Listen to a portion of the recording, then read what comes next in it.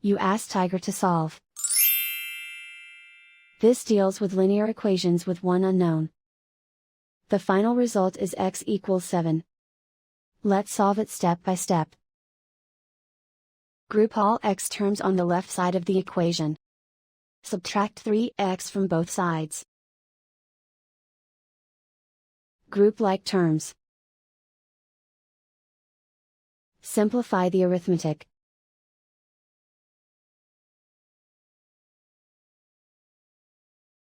Group all constants on the right side of the equation.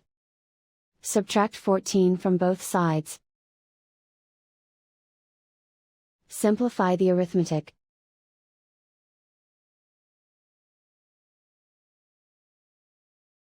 Isolate the x. Divide both sides by -2.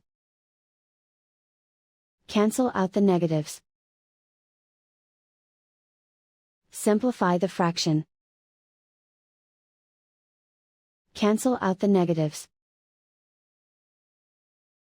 Find the greatest common factor of the numerator and denominator.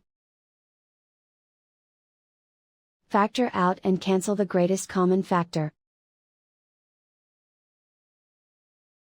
And so the final result is x equals 7.